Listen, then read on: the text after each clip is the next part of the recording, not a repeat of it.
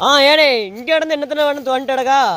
நான் இந்த வயல்ல தத்துவம்படி கிணத்துல விட்டுட்டு கிடக்கேன். எல்லாரும் கிணத்துல இருந்தா தண்ணி வைப்பா, என்ன கிணத்துக்கே தண்ணி வைக்கா வயல்ல இருந்து?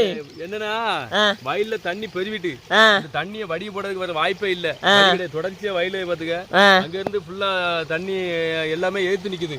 தண்ணி நம்ம என்ன பண்ண, வேற வழி இல்ல. கிணத்துல வடிச்சா மட்டும்தான் வயல் வந்து ஒரு நீர்மட்ட லெவலா கிடைக்கும். இல்ல அப்படின்னா தண்ணி நிறைய நின்னுச்சுன்னா நாத்து அழிவு போயிடும்.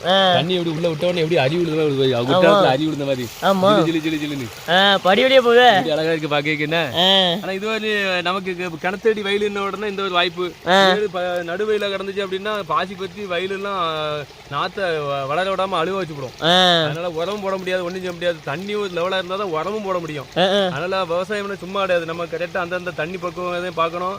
உரம் போடும்போது என்ன கண்டிஷன்ல இருக்கணும், உரம் போட்ட பிறகு தண்ணி வெளியே விடக்கூடாது.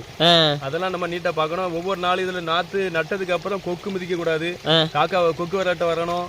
ஒவ்வொரு நாளும் வயல்ல என்னென்ன நடக்குதுங்கிறத சுத்தி பார்க்கணும். எலி படப்பா விடும். பேடு போய் இங்க உள்ள தண்ணியெல்லாம் அடுத்த வயலுக்கு போயிடுச்சு அப்படின்னா இங்க போடுற உரமும் மற்ற வயலுக்கு போயிடும். நம்ம போடுறது நம்ம வயலுக்கு சேஃபா இருக்கான்னு பார்க்கணும். நம்ம சின்ன குழந்தைகளுக்கு உணவு கொடுக்குற மாதிரி தான்.